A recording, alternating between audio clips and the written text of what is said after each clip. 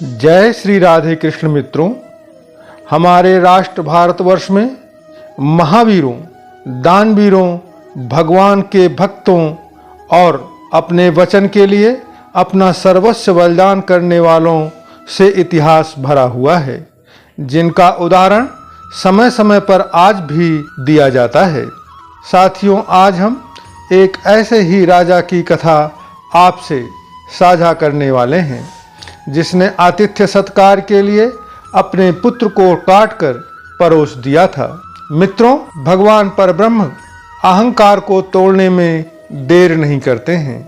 मित्रों, द्वापर युग में मोरध्वज नाम के एक राजा थे, जिनकी राजधानी को लेकर विद्वानों के दो मत हैं। कुछ का मानना है कि उनकी राजधानी रायपुर से 35 किलोमीटर दूर स्थित आरंग थी, तो वहीं कुछ का मानना है कि उनकी राजधानी पौराणिक काल में बड़े शक्ति केंद्र और दक्षिण कौशल की राजधानी रहे रतनपुर में ही था। दोनों ही स्थानों पर मोरध्वज की नगरी होने, श्री कृष्ण और अर्जुन के प्रवास होने के दावे हैं। ऐसा भी कहा जाता है कि आरंग का नाम लकड़ी चीरने वाले आरे के नाम पर ही रखा गया है और बिलासपुर से 25 किलोमीटर दूर स्थित रतनपुर में एक तालाब का नाम कृष्ण अर्जुनी है। ऐसी मान्यता है कि श्री कृष्ण और अर्जुन यहाँ रुके थे। महाभारत युद्ध की समाप्ति के बाद अर्जुन को अहंकार हो गया कि वो श्री कृष्ण भगवान के सर्वश्रेष्ठ भक्त हैं। अर्जुन सोचते कि कन्हैया ने मेरा रथ चलाया, मेरे साथ रहे, इसलिए मैं भगवान का सर्वश्रेष्ठ भक्त हूँ। अर्जुन को क्या पता था कि वो केवल भगवान के धर्म की स्थापना का जरिया था। फिर भगवान ने अर्जुन के अहंकार को तोड़ने के लिए उसे एक परीक्षा का गवाह बनाने के लिए अपने साथ ले गए। श्री कृष्ण और अर्जुन ने जोगियों का वेश बनाया और भगवान श्री कृष्ण ने अपनी माया से अपने साथ एक शेर रख लिया और पहुंच जाते हैं भगवान विष्णु के परम भक्त राजा मोरध्वज के द्वार पर। राजा मोरध्वज बहुत ही दानी और आवभगत करने वाले थे। अपने दर पर आए किसी भी आतिथ्य को वह खाली हाथ और बिना भोजन के नहीं जाने देते थे। दो साधु एक सिंह के साथ द्वार पर आए हैं, यह जानकर राजा नंगे पांव द्वार पर गए और भगवान के तेज से नतमस्तक होकर आतिथ्य स्वीकार करने के लिए कहा। भगवान श्री कृष्ण ने मोरध्वज से कहा कि हम मेजबानी तभी स्वीकार करेंगे जब राजा उनकी शर्त माने। राजा ने भी जोश में कहा कि आप जो भी कहेंगे उसके लिए मैं तैयार हूँ। भगवान श्री कृष्ण ने कहा, हम तो ब्राह्मण हैं, कुछ भी खिला देना, पर यह शेर नरभक्षी है। तुम अपने इकलौते बेटे को अगर आरे से काटकर दाहिना भाग इसको खिलाओगे तो यह जरूर खाएगा, परंतु याद रहे मोरध्वज, जब तुम अपने बेटे को काट रहे होगे उस समय ना तो तुम्हारे आंखों से, ना ही तुम्हारी पत्नी की आंखों से और ना ही तुम्हारे बच्चे के आंखों से आंसू निकलने चाहिए। यदि तुम ऐसा कर सकते हो तो हम तुम्हारा आतिथ्य स्वीकार करेंगे। भगवान की शर्त सुनकर मोरध्वज के होश उड़ गए। फिर भी राजा अपना आतिथ्य धर्म नहीं छोड़ना चाहते थे। उन्होंने भगवान से कहा, हे प्रभु, मुझे मंजूर है, पर एक बार मैं अपनी पत्नी से पूछ लूं। भगवान से आज्ञा पाकर राजा महल में गया तो राजा का उतरा हुआ मुख देखकर पतिव्रता रानी ने राजा से उदासी का कारण पूछा। राजा ने जब सारा हाल बताया तो रानी की आंखों से अश्रु बह निकले। फिर भी वो अभिमान से राजा को बोली कि आपकी आन पर मैं अपने सैकड़ों पुत्र कुर्बान कर सकती हूँ। आप साधुओं को आदर पूर्वक अंदर ले आइए। अर्जुन ने भगवान से पूछा, माधव, ये क्या माजरा है? आपने ये क्या मांग लिया?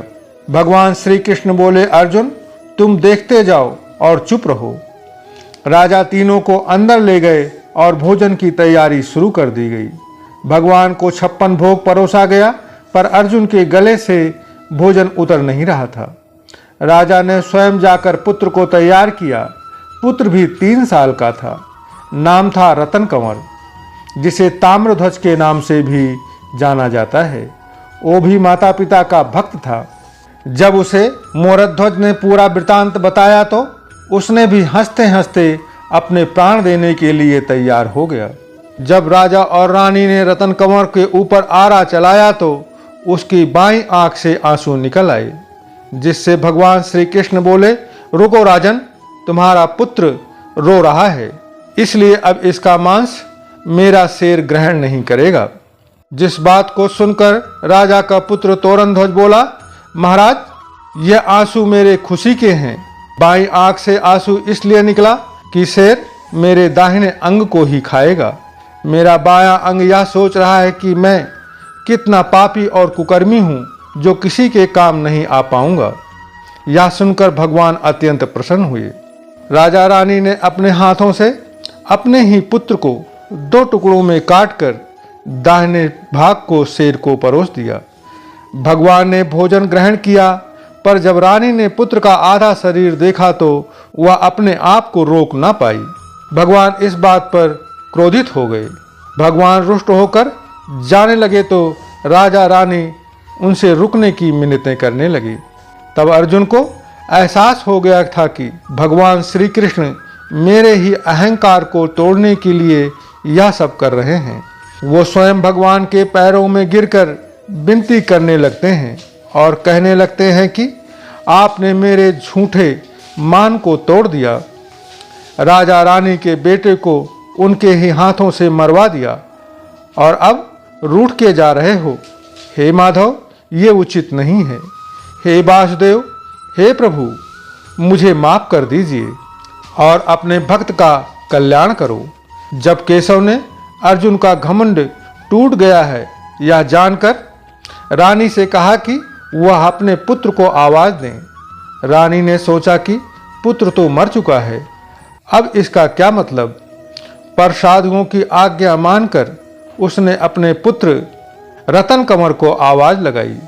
कुछ ही क्षणों में चमत्कार हो गया। ताम्रध्वज, जिसका शरीर शेर ने खा लिया था, वह हंसते हुए आकर अपनी मां से लिपट गया। भगवान ने मोरध्वज और रानी को अपने विराट स्वरूप का दर्शन कराया और पूरे दरबार में वासुदेव कृष्ण की जय जयकार होने लगी। भगवान के दर्शन पाकर अपनी भक्ति सार्थक जान मोरध्वज की आंखें भर आई और वो बुरी तरह बिलखने लगे। भगवान ने वरदान मांगने को कहा तो राजा रानी ने कहा, हे देवकी नंदन, हे वासुदेव, हे दयानिधान, हमें एक ही वर दो कि आप अपने भक्त की कभी ऐसी कठोर परीक्षा नहीं लेंगे जैसी आपने हमारी ली है। यह सुनकर भगवान श्री कृष्ण मुस्कुराए और तथास्तु कहकर भगवान ने उनको आशीर्वाद दिया और पूरे परिवार को अपने लोक में स्थान देने की बात कही। मित्रों, हमारी यह प्रस्तुति आपको कैसी लगी? कृपया अपने विचार को कमेंट के माध्यम से जरूर व्यक्त कीजिएगा। साथ ही यदि आप चैनल पर नए हैं तो चैनल को सब्सक्राइब करके परब्रह्म भक्त सागर परिवार का सदस्य बनकर मुझे अनुग्रहित करें। धन्यवाद। प्रेम से बोलो जय श्री राधे कृष्ण।